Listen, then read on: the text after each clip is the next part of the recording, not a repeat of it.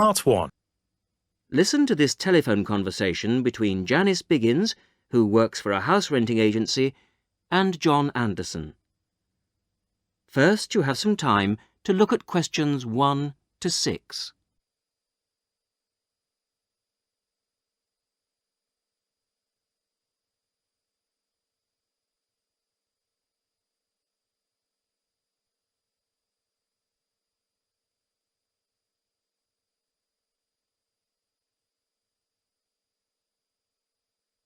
Listen carefully to the first part of the conversation and answer questions 1 to 6.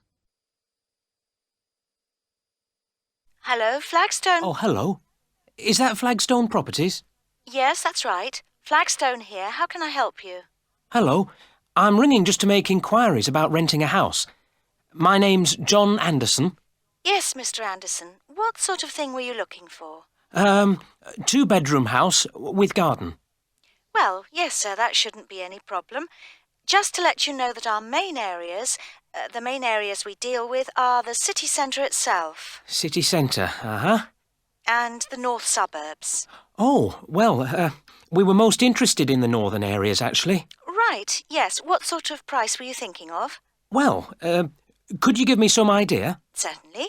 It really ranges from £250 per month. Only £250? Yes, to about £500, depending on a number of different factors. Oh, what does it depend on? Well, obviously the quality of the area, and then whether there's a garden. Oh, well, as I said, we'd want a garden. And a garage pushes up the price. Right. Well, we wouldn't necessarily need one. I think about £350 a month would be our limit. OK. Well, would you like to have a look at a couple of properties, sir? Yes, that'd be great. Looking at our files, I think we've got 2 which might suit you. Oh, hang on. I'll just get a pen. Right. OK, well, there's one on West Park Road, which is £325 a month. Are the bills included? Well, that one just includes the water bill. OK, right. And the second house is in Tithe Road. I'll just spell that for you, OK? Yep. Tithe Road. Yeah, got that. And how much is that one? That's £380. £380. Is that including water? No, I'm afraid not, but it does include the telephone rental. Oh, well, that's not too bad then. Before you hear the rest of the conversation, you have some time to look at questions 7 to 10.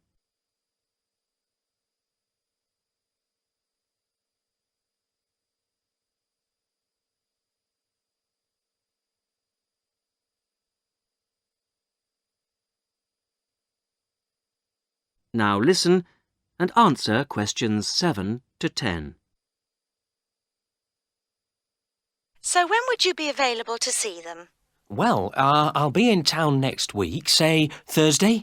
No, I'm sorry, we don't have any availability for Thursday. How about Wednesday afternoon? OK. That's fine. Would 5 be OK? Yes, fine. 5 o'clock it is. Just come to the Flagstone offices.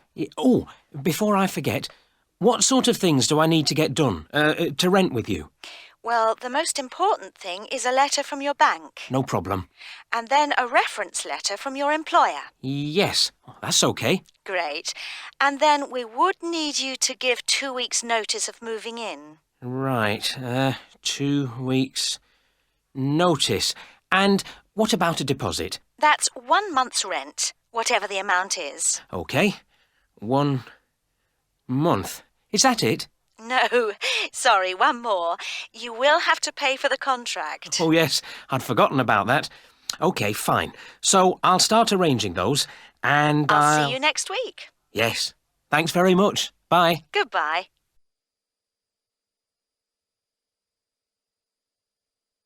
That is the end of Part 1.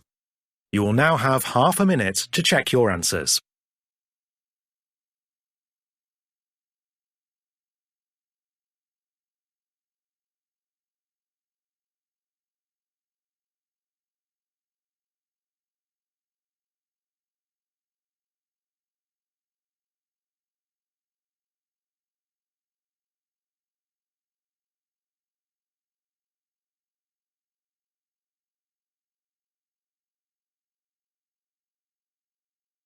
Part 2.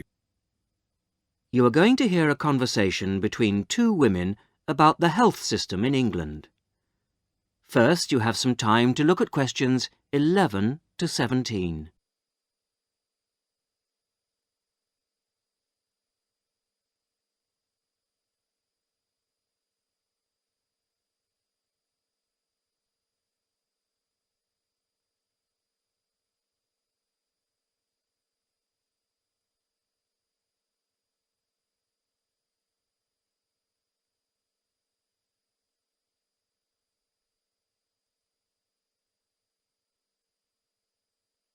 Now listen to the first part of the conversation and answer questions 11 to 17.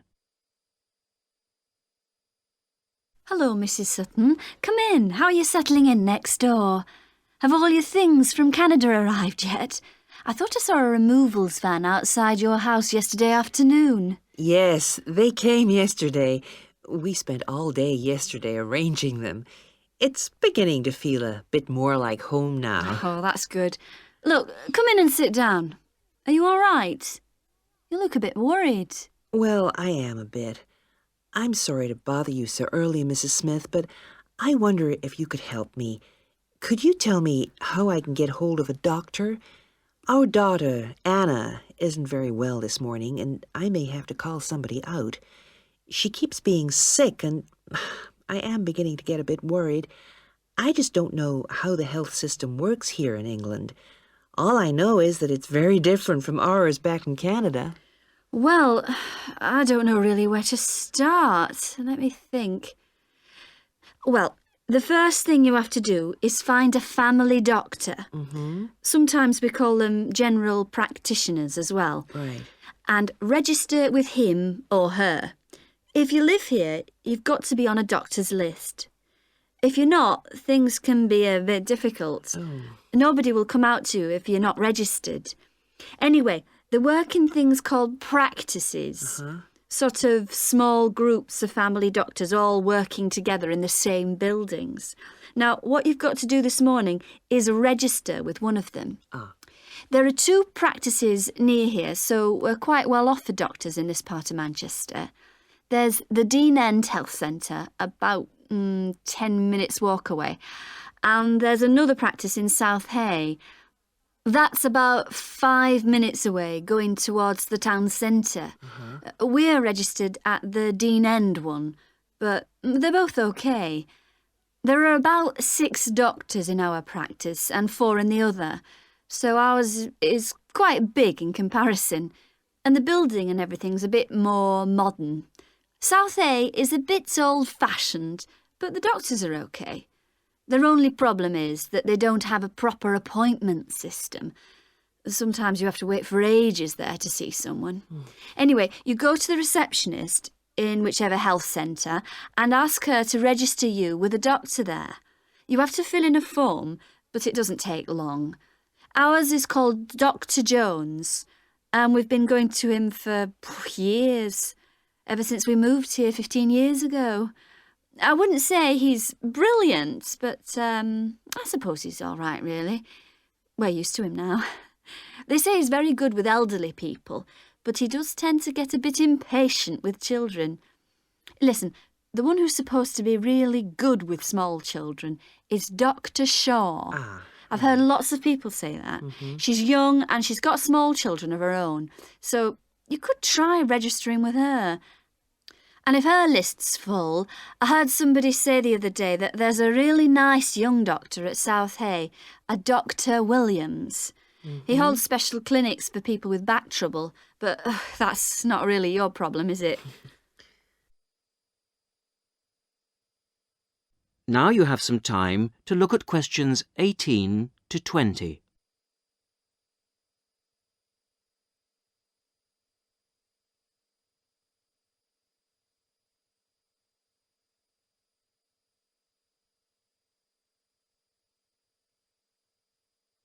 Now listen to the rest of the conversation and answer questions 18 to 20. If you want a doctor to visit you at home, you have to ask for a home visit. You're supposed to do that before 10:30 in the morning, but obviously if it's an emergency, you can phone at any time, night or day. It might not be your doctor that comes, though. It's quite often one of the other doctors in the practice. It doesn't really seem to make much difference. Right. Otherwise, you make an appointment to see your doctor at the health centre. You usually get seen the same day. Not always, of course, but usually, as I say. They hold surgeries between 9 and 11:30 every weekday, and from 4 to 6:30 Monday to Thursday. Saturdays are only for I emergencies. see. When the doctor sees you, he gives you a prescription. He writes what medication you need on it, and you take it to a chemist shop. There's one opposite the centre. If it's for a child under 16, you don't have to pay, so if it's for Anna, there's no problem. The same thing goes if you're unemployed or retired, or if you're pregnant. Just as well, because it's not cheap. You pay the same price for each item the doctor has prescribed. At the moment, it's something like £5 per item. So you pay for the medication, but the consultation with the doctor doesn't cost you anything. It's completely free as long as you're a resident here. You're going to be here for 3 years, aren't you? Uh-huh. So, there shouldn't be any question of you paying anything to see the doctor. So that's one less problem to worry about. Look, Mrs. Sutton, if you want, I'll sit with your daughter for half an hour if you want to go down to the health centre to register. It's no trouble, really, don't worry. Are you sure you wouldn't mind? That would really help me a lot. I'll ask them if they can send someone round later to see Anna. I think I'll try the Dean End Centre. Good idea. Don't worry about Anna. Right. I'll be back as soon as I can. That is the end of part 2. You now have half a minute to check your answers.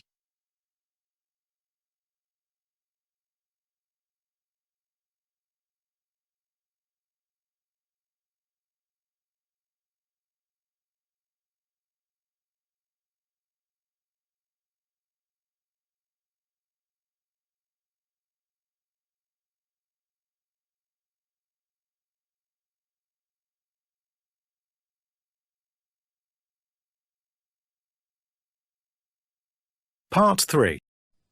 You're going to hear a university tutor interviewing a candidate for a place on a postgraduate diploma course in teaching geography. First, you have some time to look at questions 21 to 27.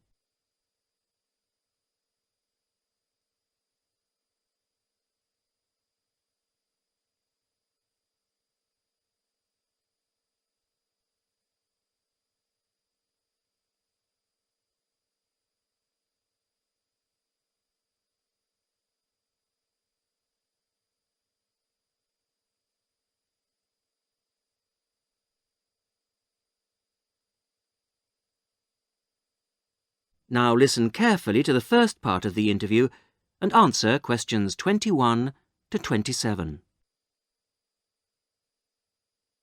Hello. Jonathan Briggs, isn't it? Yes, that's right. Do come in and sit down. Thanks. Right. Well, Jonathan, as we explained in your letter, in this part of the interview, we like to talk through your application form, your experience to date, etc. And then in the second part, you go for a group interview. Group interview. Yes, I understand.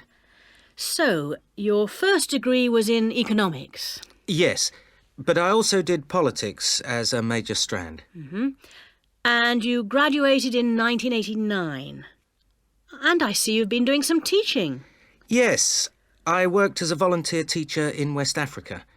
I was there for almost 3 years in total, from 1990 to 1992. How interesting. What organisation was that with? It's not one of the major ones. It's called Teach South. Oh, right. Yes, I have heard of it. It operates in several African countries, doesn't it? And what kind of school was it? A rural cooperative. Oh, a rural cooperative. How interesting. And what did you teach? A variety of things in different years. I did, with forms 1 to 3, mainly geography, and some English with form 5. Then in my final year, I took on some agricultural science with the top year. That's Form 6. Right. Quite a variety then. I also ran the school farm. How interesting. Before the interview continues, you have some time to look at questions 28 to 30.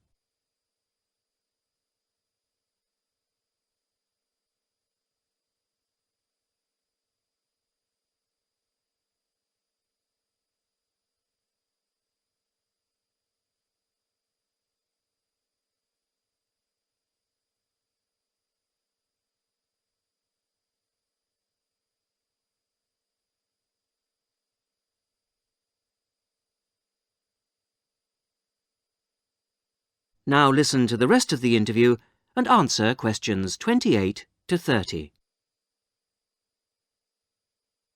And how did you find the whole experience? I'll be honest with you.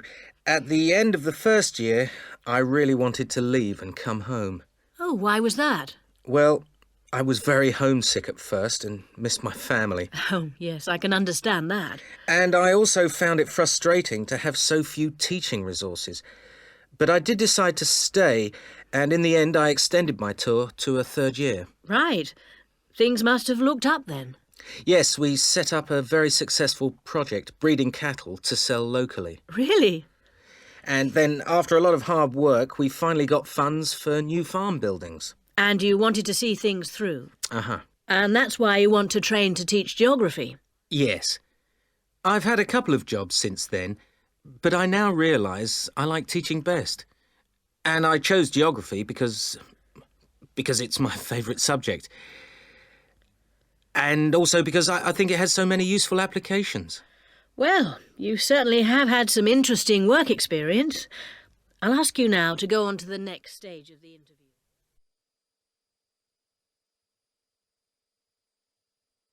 That is the end of part 3. You now have half a minute to check your answers.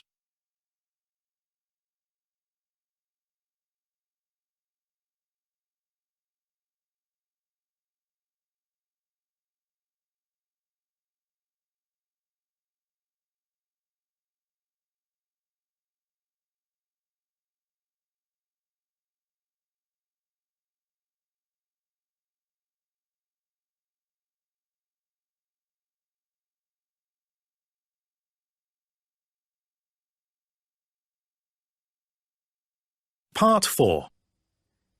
You are going to hear a radio talk on back pain given by Dr. Paula Clayburgh of Liverpool's Wilton Clinic.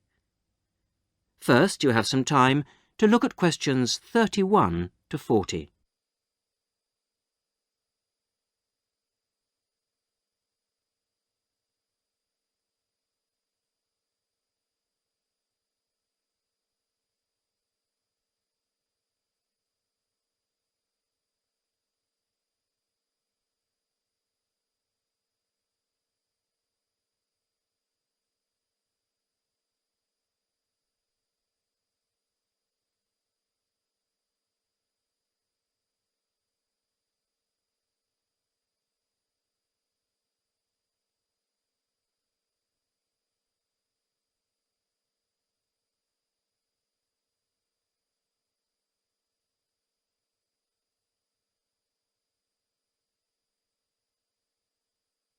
Now listen carefully to the talk and answer questions 31 to 40. Today's Health Council is presented by Paula Clayburgh, who is the Chief Counsellor at Liverpool's famous pain clinic, the Wilton Clinic. Paula. Do you know what Prince Charles, Sevi Ballesteros and Elizabeth Taylor have in common? They all suffer from chronic back pain. In fact, bad backs are one of the most common health problems today, affecting people in all walks of life. The most recent available figures show that about 250,000 people are incapacitated with back pain every day. And many sufferers don't know the cause or the solution to their problem. The majority of our patients at the clinic tend to be women. They are especially vulnerable because of pregnancy, but also because of osteoporosis, which I personally believe to be the major cause of problems for women. I have many women patients who say they have completely given up exercise because the pain makes them so miserable. But of course, that starts up a vicious circle. Bed rest, giving up exercise, and painkillers are traditional responses to back pain. But although there are many excellent drugs on the market, at our clinic we're beginning to realise the unique benefits of relaxation therapy. Other specialists in the field make a strong case for certain types of exercise, but in our experience they are easily mishandled and can lead to more harm than good. Now let's look at some of the reasons why back pain is developing into such a unique menace. In general, the body is pretty good at self-repair. A strain or a blow to a limb, though painful at the time, generally resolves itself. But the body's response to back injury can be very counterproductive. When pain strikes, we attempt to keep the back as immobile as possible, which makes the muscles tense up. Research shows that they often go into spasm, which causes further twisting of the spine. A vicious circle is underway. The second mistake we often make when stricken with extreme back pain is to go to bed and stay there. Although at the clinic we recognise that a short rest in bed can be helpful, up to 2 days, any longer makes our back muscles become weaker and unable to hold up our spine. The pain, therefore, becomes worse. Another problem is being overweight. Anyone a stone or more overweight who already has back pain is not doing himself any favours. Though it won't actually set it off in the first place, the weight will increase the strain and make things worse. The British diet could be partially to blame for the increase in back pain. Over the last 10 years, the average weight of men has risen by 11 pounds and of women by 9 pounds. So much for the causes and aggravations of pain. But what can we do to help? There are many ways in which simple day-to-day care can make all the difference. The first point to watch, of course, is weight. If you are overweight, a diet will make all the difference. Also, studies have shown that just 1 hour sitting in a slouched position can strain ligaments in the back which can take months to heal. At the clinic, we have come to the conclusion that the major cause of the problem is not with the design of chairs, as some have suggested, but in the way we sit in them. It can be useful to get special orthopaedic chairs, but remember, the most important improvement should be in our posture. Another enemy of your back is, of course, your beds. If your bed doesn't give enough support, back muscles and ligaments work all night trying to correct spinal alignment, so you wake up with a tired, aching back. Try out an orthopaedic mattress or a spring-slatted bed. Research shows that both can be beneficial for certain types of back pain. Another hazard for your back are the shock waves which travel up your spine when you walk, known as heel strike. A real find for our patients has been the shock-absorbing shoe insert, a cheap but very effective solution. And you might be better off avoiding shoes with heels higher than 1.5 inches. Though absolutely flat shoes can be a solution for some, others find their posture suffers. Finally, a word about the state-of-the-art relief, the TENS machine. A small battery-powered gadget which delivers subliminal electrical pulses to the skin. Our experience indicates that your money is better spent on the more old-fashioned remedies.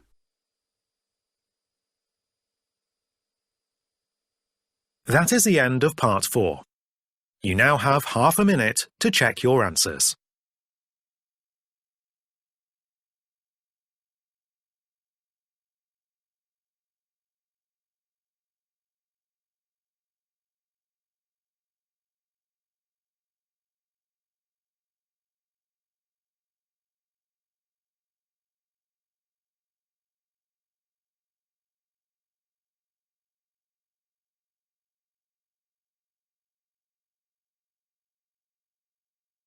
That is the end of the listening test. In the IELTS test, you would now have 10 minutes to transfer your answers to the listening answer sheet.